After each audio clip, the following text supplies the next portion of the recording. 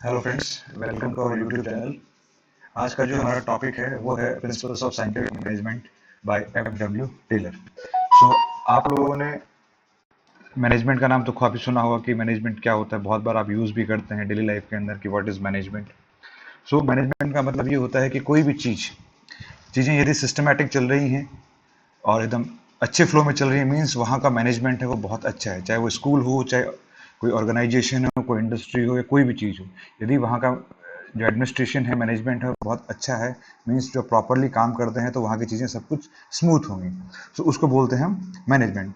सो scientific management का मतलब ये है कि जब आप साइंस को इंजीनियरिंग के साथ इंक्लूड कर देते हैं। मैं अब यहाँ पे हम जो बात करेंगे वो हम इंडस्ट्रियल एस्पेक्ट से बात करेंगे। तो साइंस को जब आप इंजीनियरिंग के साथ इंक्लूड कर देते हैं, तब वो चीज़ बनती है साइंटिफिक मैनेजमेंट। मींस चीज़ों को मैनेज करने के लिए यदि आप साइंस का यूज़ करते हैं, उनके लॉज का यूज़ करते हैं कि चीज़ें एकदम अप्रोप्रिएट होनी चाहिए, एग्जैक्ट होनी चाहिए, जिससे कि लॉसेस हैं वो कम हो सकें। सो ऐसी जो चीज़ें हैं वो हमको दी थी, हमारे साइंटिस्ट रहे थे एफ डब्ल्यू टेलर, जिनको कि फादर ऑफ साइंटिफिक मैनेजमेंट भी बोलते हैं।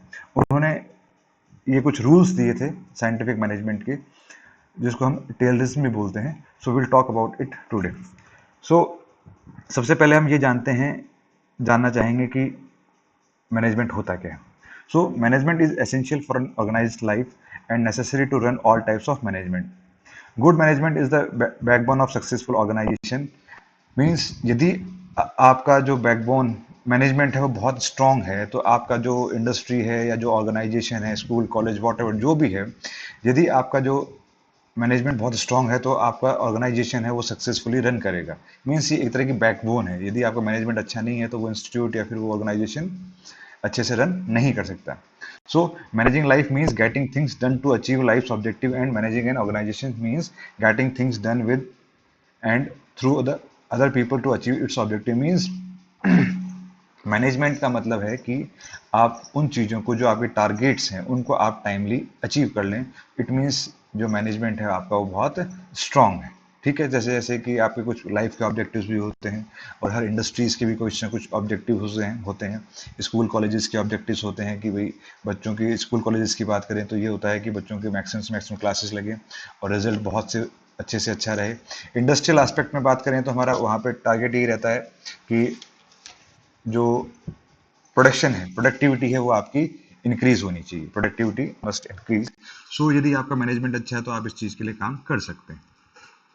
सो डिफरेंट डिफरेंट साइंटिस्ट ने डिफरेंट डिफरेंट डेफिनेशंस दी हैं मैनेजमेंट की। जैसे हम बात करते हैं, Van and Fleet and Peterson ने बोला है, as a set of activities directed at the efficient and effective utilisation of resources in the pursuit of one or more goals. Means जो आपके पास रिसोर्सेज हैं, जितने भी आपके पास अवेलेबल रिसोर्सेज हैं, उनका इफेक्टिवली यूज करके आपका जो गोल है उसको आप जब अचीव करेंगे, तो उसको आप बोलते हैं मैनेजमेंट। और यहाँ पे दूसरे साइंटिस्ट हैं, मैक्सन, मॉसले एंड पिटी ने बोला है, working with human financial and physical resources to achieve organisational objective by performing the planning, organising and leading and controlling function. Means जितने भी आपके रिसोर्सेज हैं, जैसे ह्यूमन है, फाइनेंशियल है या फिजिकल रिसोर्सेज, जितने भी हैं आपके पास, वर्क लेबर है, आपके पास जो फाइनेंस है, उन सबको एक ऑर्गेनाइजेशन, उनका सबका ऑब्जेक्टिव क्या है, वो सब किसके लिए काम करेंगे, जो आपके इंडस्ट्री का ऑब्जेक्टिव है उसके लिए काम करेंगे। तो इन सबको साथ लेके, प्लान करके, और आप उनको एक अच्छी लीडरशिप दोगे, तो क्या होगा, वो मैनेजमेंट अच्छा हो पाएगा।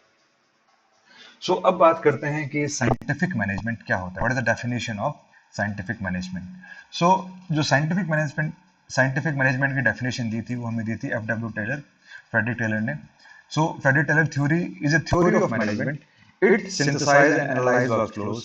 Its major purpose is improving especially labor productivity. Means जो मेन इसका पर्पस था वो था लेबर प्रोडक्टिविटी। हम बात कर चुके हैं अभी पहले कि प्रोडक्टिविटी इंक्रीज होनी चाहिए, क्योंकि हमने बात की है कि हम यहाँ पे जो भी एस्पेक्ट की बात करेंगे वो हम इंडस्ट्रियल एस्पेक्ट की बात करेंगे। सो लेबर प्रोडक्टिविटी वो इंक्रीज होनी चाहिए, एंड जो इकोनॉमी है उसकी एफिशिएंसी इंक्रीज होनी चाहिए। It was an old effort which is apply science to the engineering to the procedure and to the management. Means यहाँ पे देखो डिफरेंस क्या है, मैनेजमेंट है वो ठीक बात है, साइंटिफिक मैनेजमेंट का मतलब क्या, साइंस को जब आपने इंजीनियरिंग के साथ जोड़ दिया, which is apply science to the engineering, of the procedure, means जितने प्रोसीजर्स हैं आपके इंजीनियरिंग के प्रोसीजर्स हैं उनमें जब आपने साइंस को इंक्लूड कर दिया तो जो चीज़ें निकल के आती हैं उनको बोलते हैं हम साइंटिफिक मैनेजमेंट। सो एफ डब्ल्यू टेलर ने एक बहुत ही अच्छी डेफिनेशन दी है साइंटिफिक मैनेजमेंट की। Scientific management approaches is an art of knowing exactly what you want your man to do and seeing what they do it in the best and cheapest way, means आप as an industrialist आप क्या चाहते हैं वो जब कि आपको art of knowing कि आपको एग्जैक्टली कब आपके मैन से मैन मतलब लेबर से क्या करवाना है और वो बेस्ट वे से उसको और चीपेस्ट मीन्स सस्ते से सस्ते में बहुत कम लागत के अंदर वो चीज हो जाए। सो ये है एफ डब्ल्यू टेलर की जो डेफिनेशन है साइंटिफिक मैनेजमेंट की। It is an art of knowing exactly what you want to do with from your men, कि आप अपने जो लेबर है उससे क्या करवा सकते हैं जिससे कि वो बेस्ट से बेस्ट काम करें और इकोनॉमिकली काम करके दें। So about F W Taylor, जिनको कि हम फादर ऑफ साइंटिफिक मैनेजमेंट भी बोलते हैं। So F W Taylor was born in 1856 and died on 21st March 1950. He was an American mechanical engineer who sought to improve industrial efficiency. ये क्या America के थे, अमेरिकन साइंटिस्ट रहे हैं, engineer है, mechanical engineer. He is regarded as the father of scientific management, इनको father of scientific management भी बोला गया। And was the one of the first management consultant, और ये क्या सबसे पहले मैनेजमेंट कंसल्टेंट थे। He is sometimes called father of scientific management, as you already talk about कि इनको साइंटिफिक मैनेजमेंट के फादर भी बोला जाता है। सो जो ऑब्जेक्टिव्स हैं एफ डब्ल्यू टेलर की थ्योरी के, उनके बारे में बात करते हैं। The major objective of F W Frederick Taylor's contribution to the management are maximum improvement of workers, means workers है उनका इंप्रूवमेंट मैक्सिमम से मैक्सिमम होना चाहिए। This improvement shows on efficiency and effectiveness performance. तो जब उन वर्कर्स का improvement होगा तो वो इंप्रूवमेंट आपको कहाँ दिखेगा, उनकी एफिशिएंसी और इफेक्टिवनेस के अंदर, उनकी जो परफॉर्मेंस है उनकी परफॉर्मेंस सुधरेगी। Such development is the revolution in management procedure and employees actual performance. It is the procedure and scientific theory of management examples apply. It can hugely change the following things, for instance, means यदि आप workers के ऊपर ध्यान दोगे, उनको better training दिलाएंगे, सब कुछ कराएंगे, ओवरऑल इंप्रूवमेंट करेंगे, तो उससे अपने को क्या क्या चीज़ें मिलेंगी। सबसे पहली बात तो है, देखो ये है कि जो वेस्टेज है वो आपका प्रिवेंट होगा, वेस्टेज कम से कम होगा, राइट। जो कॉस्ट ऑफ प्रोडक्शन है वो कम होगी, जो secure the labour in the industry, इनको सिक्योरिटी फील होगी। Increase the efficiency of workers, जो वर्कर्स की एफिशिएंसी है वो इंक्रीज होगी। Develop the relationship between workers and management, means जो हायरार्की लेवल है वर्कर्स और मैनेजमेंट का, उनके बीच में जो रिलेशनशिप है वो अच्छा होगा, क्योंकि मैनेजमेंट और लेबर के बीच में रिलेशनशिप अच्छा नहीं हो तो काम में दिक्कतें आती हैं। तो उनमें यदि कंट्रीब्यूशन अच्छा रहेगा, दोनों रिलेशंस अच्छे रहें, तो इंडस्ट्रीज अच्छे से चलती हैं। सो एफ डब्ल्यू टेलर ने क्या कहा है, कुछ मैनेजमेंट के प्रिंसिपल्स दिए, तो हम उन प्रिंसिपल्स के बारे में एक एक करके बात करते हैं। तो सबसे पहला जो प्रिंसिपल है वो है science not the thumb rule, rule of thumb, means the basic principle of scientific management theory by Taylor is adoption of scientific approach to decision making, means आप जो भी डिसीजन ले रहे हैं उसके अंदर साइंटिफिक अप्रोच अप्लाई करें, नहीं कि आप लेमैन की तरह कुछ भी बात करेंगे। Even abundance the all unscientific approach from the managerial activity. So we can say that these principles that thinking before doing, means जो भी आप कुछ काम करते हैं उसको करने से पहले आप सोच, जैसे एग्जाम्पल के तौर पे हम लेते हैं, सपोज करो कि आपको घर में एक कमरा बनाना है, राइट। सो कमरा जब बनाना है तो आप एक जो लेमैन है उससे जब आप पूछेंगे कि भाई इसमें कितना एस्टिमेटेड कॉस्ट लग जाएगी, तो वो क्या बताएगा कि इसमें अप्रॉक्सीमेटली आपकी 10,000 ईंटें लग जाएंगी, अप्रॉक्सीमेटली इतना आयरन लग जाएगा, अप्रॉक्सीमेटली आपके इतनी सीमेंट लग जाएगी, राइट। और वो लोग क्या होते हैं कि जो लेमैन वगैरह लोग होते हैं, जो वो क्या करते हैं, चीज़ें थोड़ा ज़्यादा ही बताते हैं, ठीक है। सो अल्टीमेटली जब आपका घर बन के तैयार हो गया तो क्या आपने देखा कि बहुत सारी तो आपकी ईंटें बच गई, राइट। आपका आयरन है वो या तो उसने लगा दिया होगा जिसकी नेसेसिटी नहीं थी, जितना वॉल्यूम जितना आपको आयरन लगाना चाहिए था उतना नहीं लगा के उसने जितना मंगाया तो उसने लगा दिया होगा, या फिर बच गया होगा, पॉसिबल ये है। सो क्या हुआ, ये सब क्या है, वेस्टेज ऑफ मनी। यदि आप बहुत बड़ी इंडस्ट्री या बहुत बड़ा, आप एक इंडस्ट्री नहीं, बहुत बड़ा मान लो, सपोज करो आप एक कॉम्प्लेक्स बना रहे हैं, बिल्डिंग कंस्ट्रक्ट कर रहे हैं, यदि थोड़ा थोड़ा वेस्टेज ऐसे निकाला जाएगा तो बहुत ज़्यादा वेस्टेज आपका हो जाएगा। सो आप क्या करेंगे, किसी आर्किटेक्ट के पास जाएंगे, डिजाइनर के पास जाएंगे, उसे डिजाइन बनाएंगे, वो सब चीज़ें बता देगा कि कौन सा स्टील लगेगा, कितना लगेगा, राइट। सो जो आपका कॉस्टिंग है जो आपका बाद में वेस्टेज की कॉस्टिंग है वो बच जाएगी। So this is what we call as use science not the thumb rule, कि आप जो थंब रूल है उसको यूज ना करें, साइंस को यूज करें, आप इजीली कैलकुलेट कर सकते हैं चीजों को, right. Now the next one is harmony, not discord. An organization constitute two groups, that is workers and organization. Means management दो ग्रुप हो जाते हैं, जो एक नीचे लेवल का जो वर्कर काम करते हैं वर्कर ग्रुप हो जाता है, और ऊपर जो मैनेजमेंट जो पॉलिसीज बनाते हैं वो मैनेजमेंट लेवल है। They must create the give and take relationship, मतलब इन दोनों के अंदर क्या होना चाहिए, गिव एंड टेक रिलेशनशिप होना चाहिए। Therefore, Taylor emphasized on mental revolutions, which means a change of attitude of both groups based on their principle. They should share the opinions and ideas of each other. Means उन दोनों के अंदर एक दूसरे के लिए बहुत रेस्पेक्ट होना चाहिए, एक दूसरे की बात माने। ऐसा नहीं है कि मैनेजर है तो वो वर्कर्स की बात नहीं मानेगा और वर्कर है तो मैनेजमेंट की बात नहीं मानेगा, नहीं। जब भी ओपिनियंस की बात आती है, आइडियाज़ की बात आती है, तो सबको इन्वॉल्व करके उनको ओपिनियंस एंड आइडियाज़ लेने चाहिए। पता नहीं कि इतने लोग हैं तो कहीं ना कहीं जो रियल टाइम फ्लोर पे काम करते हैं तो इट इज़ पॉसिबल कि उनके दिमाग में भी कोई अच्छा आइडिया हो जो कि आपके इंडस्ट्री या फिर आपके ऑर्गेनाइजेशन के लिए बहुत बेहतर, राइट। सो इनके अंदर क्या होना चाहिए कि एक अच्छा रिलेशनशिप होना चाहिए। Then we have cooperation not individualism. Means cooperation का मतलब ये है कि ग्रुप, अकेले काम नहीं होता, एक ग्रुप की तरह काम करना पड़ता है। It shows the importance of each other, management and worker. Means management और वर्कर क्या साथ में काम करेंगे। Management should reward and appreciate the employees for their helpful suggestions. Management को क्या करना चाहिए कि जब भी कोई आपका एम्प्लॉय कोई अच्छा सजेशन देता है या कोई अच्छा काम करता है तो उसको हमेशा रिवार्ड्स मिलने चाहिए। At the same time employees also cooperate with the management for the improvement of organisation. और जो वर्कर्स हैं उनको भी कॉपरेट करना चाहिए एम्प्लॉयज को, किसके साथ, मैनेजमेंट के लिए, मैनेजमेंट के साथ, जिससे कि वो उनका ऑर्गेनाइजेशन आगे से आगे इम्प्रूवमेंट कर सके। Now we have development of each and every person to his or her greatest. Efficiency and prosperity की बात करते हैं कि employees should be properly trained and selected in a scientific manner. Means जो ट्रेनिंग है वो बहुत जरूरी है इंडस्ट्रियल एस्पेक्ट में।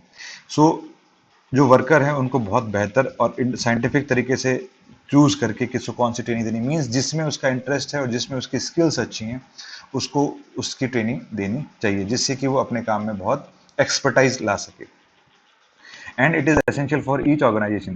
For implementing this task, Taylor arranged some techniques, for instance, work study, time study, motion study, fatigue study and method study.